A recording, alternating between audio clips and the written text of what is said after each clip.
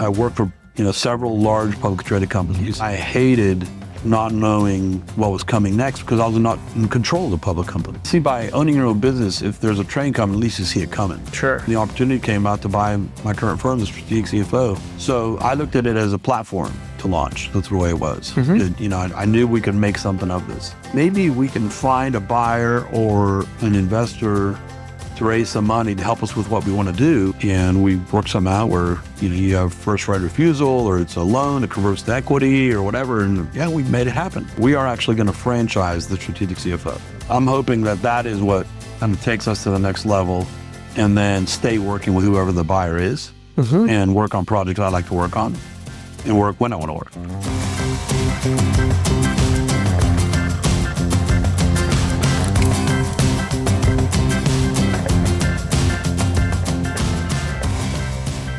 Let's talk a little bit about your accounting background, where that comes from. I knew I didn't want to be a doctor. I knew I didn't want to be an engineer. I got a job when I was, I think probably 6 months into my freshman year of college, taking core classes. And it was with a tax CPA, gentleman named Boyce Jones.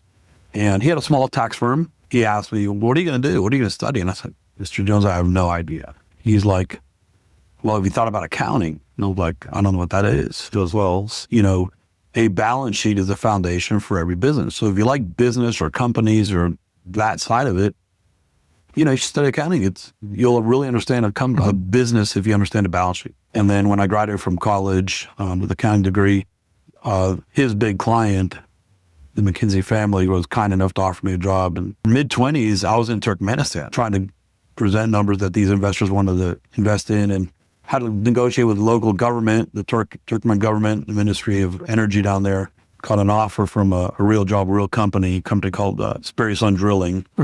On the accounting side, responsible for the different balance sheets and P&Ls in Latin America. So, and you're getting super exposed to how the business is actually run. This is not like sitting in a spreadsheet and no, this numbers. Is hands-on. Yeah. And I'd love going to the field and watch wells being drilled and operations happen. I really enjoy that. Is that normal for someone with like an accounting background? Or No, it's not. And what I tell all the accountants that we hire, and what I tell, what I've always told the companies, accountants that I reported to me, my group, was you have to know the operation. So later on, I worked for a petrochemical tolling company, and I would take the accounting team out and go, this is a reactor, this is a storage tank, this is a forming belt.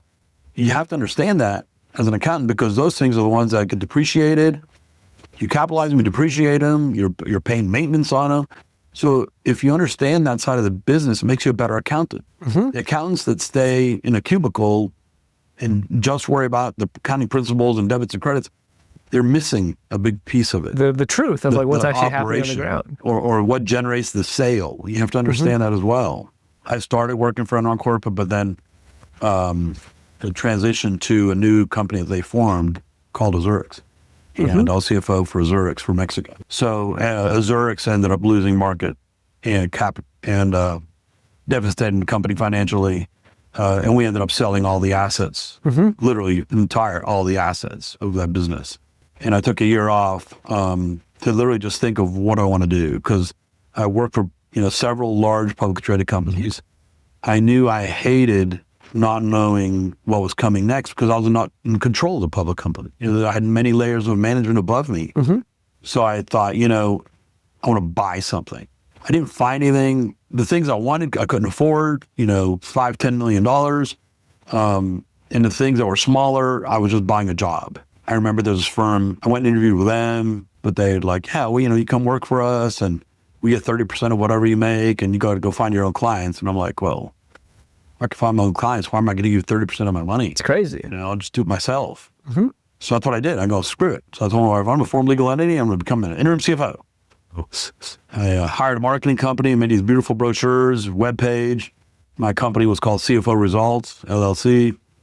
CFOR. Yeah, and I was busy immediately. How'd you find your first? So that's a good story, because this marketing company made these beautiful brochures. So I'd go do my networking and meet people and bankers and whoever else, and I hand out these brochures. And a few weeks later, I have 900 brochures sitting on my table, and I'm like, now what do I do? So I thought, well, I'm going to mail them out. Yeah. So I bought a a marketing list from some company that had, companies in Texas, this size, these industries, blah, blah, blah, contact information. And I mailed them out. And I had 2 calls back. One was, didn't lead to anything. Dude was curious. And the second one was this gentleman who was president of a company called Chusei USA. And Chusei was a Japanese-owned company, a very successful company in Japan called Chusei Oil. They're still around today, and they're still friends of mine today, which was a long time. And the guy said, look, we're looking for an interim CFO, and we'd like to interview you. So I went, started going there 2 times a week, and then became 3 times a week, and then 4 times a week. And then he said, we'd like to hire you full time. This probably took a year and a half. I said, great. So I joined him as full-time CFO. And make a long story short, another situation of fraud where a shell company was made to run invoices through for construction, and they took a lot of money from the Japanese owners. My same friend, Jay, from the Enron days, called me up, and he's now a CFO somewhere. He's like, Dan, I just spoke to these guys from JP Morgan. They bought this company. They hired me as CFO. I joined them, and they were well into the implementation of SAP, which is a wonderful system for certain companies. It's not for everybody. It was a complete disaster of implementation. They flipped a switch, which was one of the problems. They unplugged 5 systems, plugged one in, and we couldn't generate a single number that was accurate. 100% of the service contracts got terminated because we couldn't generate a single report. Bob comes to me, takes me to lunch, and goes, can you help us fix this? We want to make you CEO. Because he was the acting CEO. There was no CEO. And I said, yeah. We renegotiated the debt. We restructured the business and got a much smaller business, but had a profitable EBITDA. So I left them, and shortly after leaving them, I went back to just, figuring out what I was going to do, consulting on my own again, because I was successful doing that. And ended up working for a great firm called Opportune, which still exists in Houston today.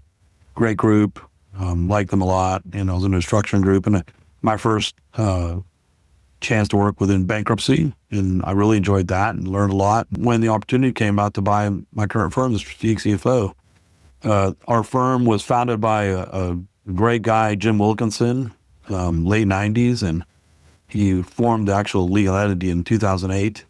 But he had a small boutique consulting firm doing interim CFO work, and he had a handful of people working for him, different projects. But Jim, he told me last time I met him, before he passed, that he never intended to grow the business. He actually didn't take money out of the business. He had very successful investments in real estate and commercial real estate. So it was really more of a hobby for him. He was very academic. So he worked a lot with universities and things like that, University of Houston, very academic. And he had his business for many years. So it was just a good guy to know. And we just hit it off. So we talked a lot, told him what I was doing, told him what he's doing. But I didn't know much about the firm. He really didn't give me details. And then one day I'm at my office in Opportune, and then I found out he died. He passed away. He went to sleep one day, didn't wake up, which was, I think it was June 2017.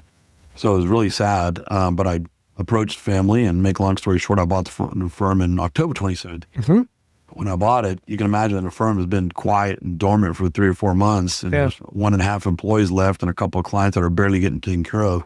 How many clients? Had 2. 2, okay. It's like kind of a brand and an idea and like a little bit of infrastructure, but it's not much to jump into. They had 3 or 4 other people working that left, so those clients moved on. So because it became dormant, nobody was running it.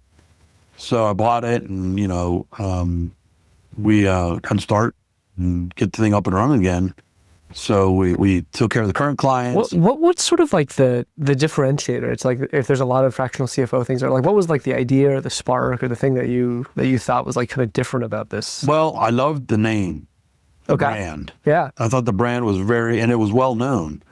I had run into a lot of people in my network that knew the Strategic CFO. Because Wilkinson was such a good networker, and his brand was up. And he developed a really good brand.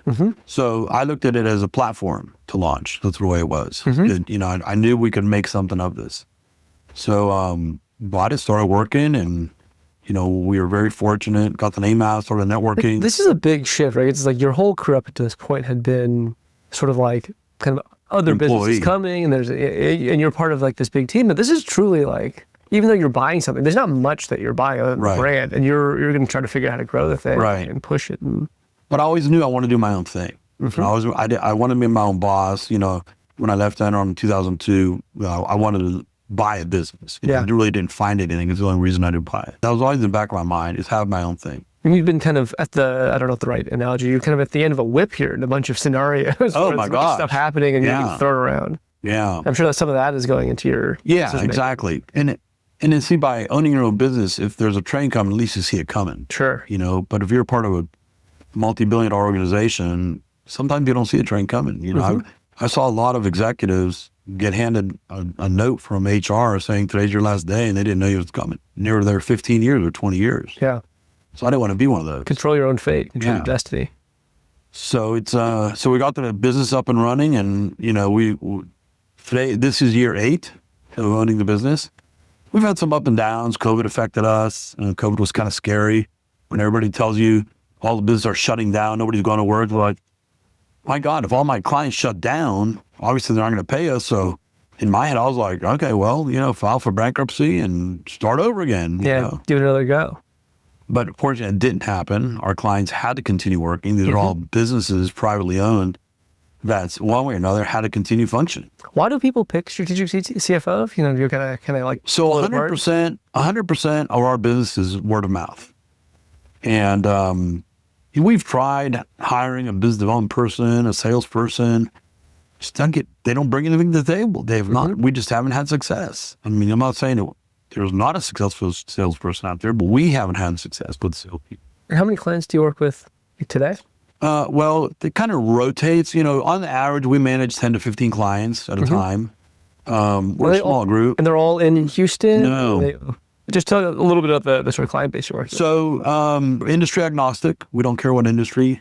A lot of people think, especially if they're from out of state, they go, oh, you must have a bunch of oil and gas clients. And I'm like, no, we don't have any oil and gas clients. Well, we talk on one. We have one, but we don't have. You're not concentrated. No, not at all. It's industry agnostic, totally. So manufacturing, engineering, art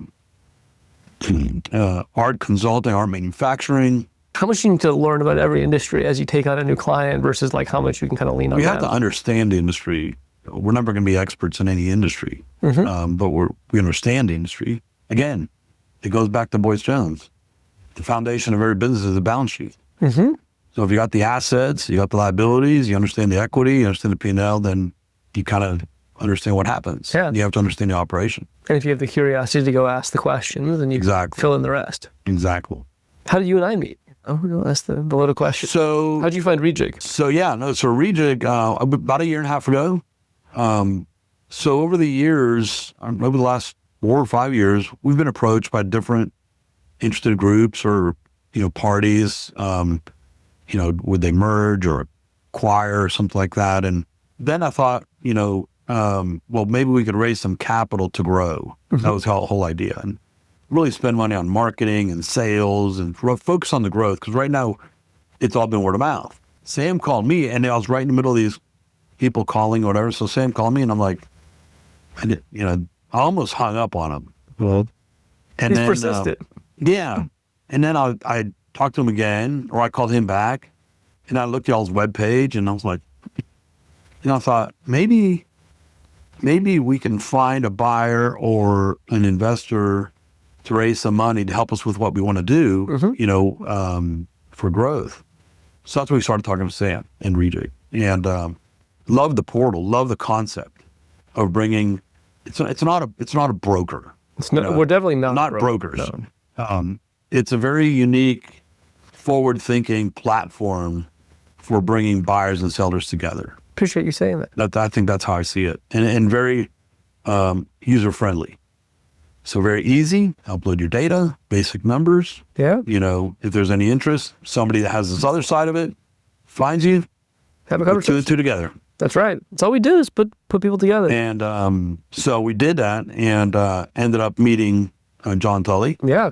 And John was really pleasant to meet, and interesting story behind John. His career.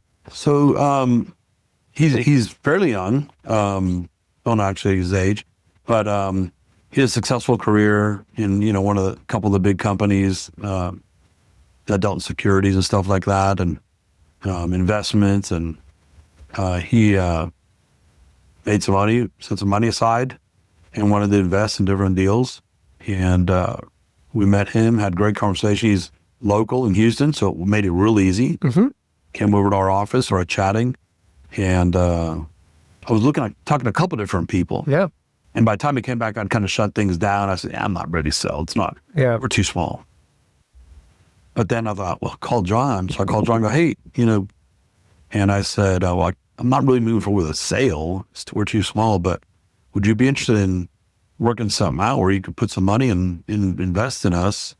And we work something out where, you have first right of refusal, or it's a loan that converts to equity or whatever. And yeah, we made it happen. So he's one of our investor partners. And then Oscar, who's my managing director, who I met back in Argentina, right? 1996 in Argentina. I hired him as an accountant. He stayed with Weatherford for 22 years. And he took a package, left Weatherford, and he became a small investor in our group also. So we provided some working capital to go to our marketing and business development effort. Go try some of these things. So we did. And we hired a sales guy. Didn't work out. That's okay. But we have now hired a couple different initiatives. One is we're spending a lot on digital marketing, really the marketing side. Marketing is so different from sales, and so different from business development and SEO, and having a good web page. And we hired a really great firm that we're very happy with called Marion. And they're and it turns out that Marion does work for my former employer, Opportunity. So they know the service industry, the professional service industry, which I like a lot. And we're expecting great results with Marion. And then the other thing we're doing, which is really new, is that we are actually going to franchise the Strategic CFO. Really?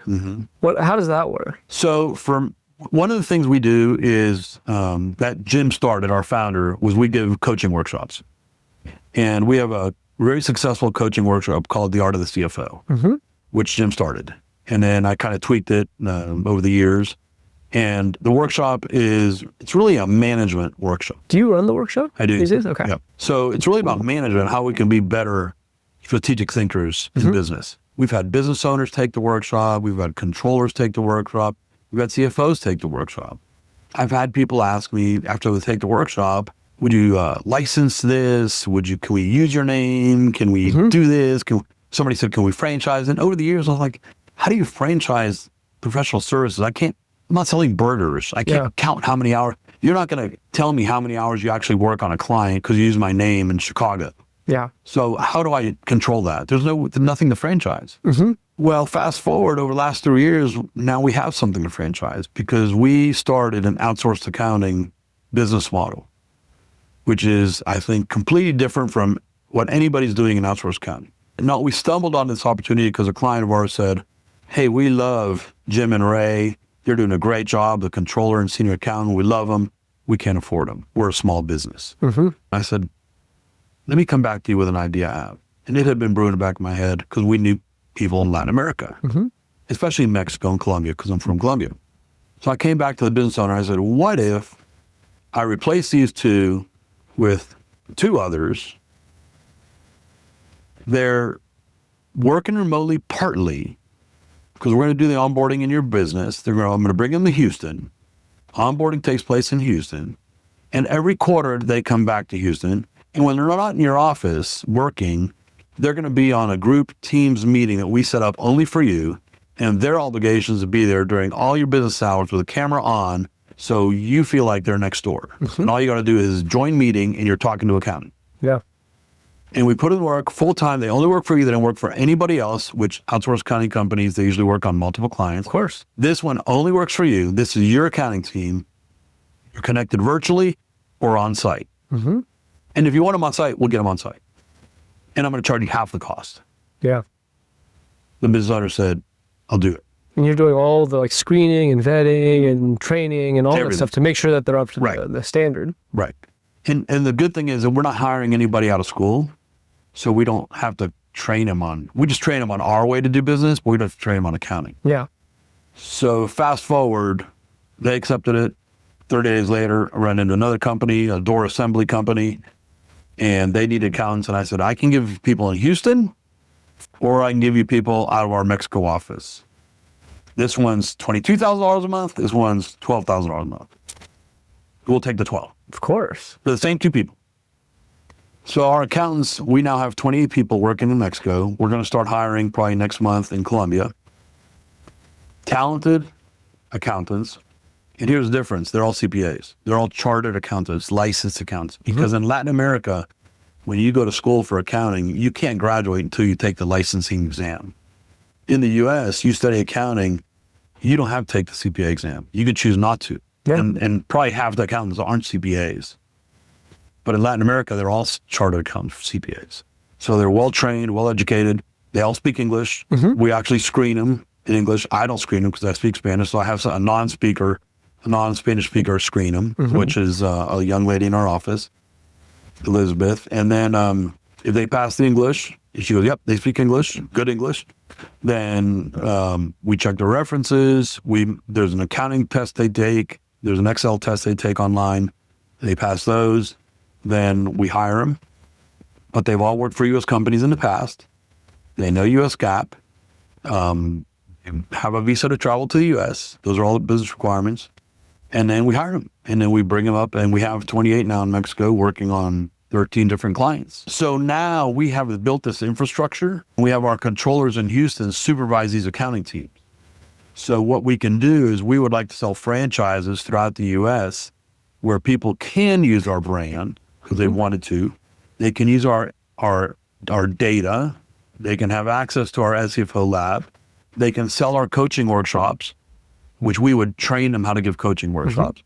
The material's all there. We just walk them through our way. And when they need two people that they can sell at half the cost for their clients, we provide them. This pipeline, and you have this pipeline of talent that you're We have a pipeline of talent between Colombia and Mexico. So we think in early Q1 of next year, January, February, we'll be launching our franchise model and we'll start selling franchises. That's awesome. And I look at it as an extended network of salespeople because we're going to have other accountants that know how to sell, that want to sell. Because we got to be careful who we choose too. I was going to say, you need to be thoughtful, I think, of the brand carriers, especially in the early days. We cannot fail with our first handful of franchises, franchisees. They have to be successful. We want them to be successful. And is the idea to find like great controllers to be those like sort of like franchisees? Like, so it could be a small accounting firm that wants to grow. There's hundreds, if not thousands, of accountants that are out there, whether it's a controller, CFO, a senior accountant, tax person. There are many out there that work on their own, and they're because they want independence. So they work as an independent contractor with companies, just like we do. Yeah. But it's one of them. If they're out there already selling and want to make more money, they don't have to work more hours. They can build a little engine. They can build a little engine. They can lean on us. We'll provide the people and the systems and our product, our coaching workshops, so they can sell to their clients. So they can literally double their income. The numbers that we've looked at literally have a controller that maybe bills out at $150 an hour, $120 an hour, $100 an hour, literally doubling their income by just providing the staff to the clients that they talk to. And you can better service more customers, kind of extended customers. And we, in essence, they're franchisees. So I don't want to mix up legal terminology, but we're in essence partnering up with them. We can help them with the financial due diligence and the letter of intent, not the legal side, but the financial side of the letter of intent, working with their attorneys, because we've been through nearly 100 M&A transactions. So we're partnering up with them. We're making them stronger, and all they're doing is paying $40,000 up front to be a franchisee. And if they don't win, we don't win. So we want them to be successful. So we get a small royalty after that. So that we're launching that franchise model in Q1. That's awesome. I'm very excited to see this go live. And I'm hoping that is what kind of takes us to the next level, so that 3 to 5 years from now, I list my company on Rejigg, and I get somebody with some serious dollars to take us out. I mean, I would love the two sides of it. It's like, one, you sort of like unlock this growth plane with the first sort of experience with Rejigg of finding this buyer. of finding John, and then that goes, and you guys execute the hell out of the thing. Yep. And in 3 years, you come back and you sell the thing, and you can spend all your time here at the fishing lodge. Yeah, I don't want to stop working, because I saw my dad. He worked and he was very healthy working. I'd love to sell in the next 3 years, hopefully get a good number, and then stay working with whoever the buyer is, and work on projects I like to work on, and work when I want to work. So if I want to be here a whole week, I stay here a whole week. Or I can work from here. There's a lot of stuff we can do remotely. Yeah. And I'm only 2 hours from the airport in Houston, so I can jump on a plane if I need to go somewhere. But I'd like to work on products, but I don't want to be managing payroll, insurance, cash flow, HR matters. I want somebody else to do that. Fraud. All that stuff. Bring me in when there's fraud. Bring me in when there's a restructuring. Bring me in when there's a challenge, and I'll work with the CEO or the board. I'd love to take another interim CEO role. I was interim CEO with that shipbreaking company. We had an interim CFO, Luis from Venezuela was our CFO, and we're a very successful project under there. So I'd love to do one of those again. Yeah. But it's like kind of be focused on things that you're interested in. And where I can be hands-on, work with a business, but not full-time, part-time, interim type thing. Yeah. Yeah, that's the goal. It's been great. It's been a pleasure. Thank you so much. Thanks for taking the time to come down here. Of course. Hopefully we can redo this. Come back down here and go fishing again. Catch some more redfish. More redfish. That's right.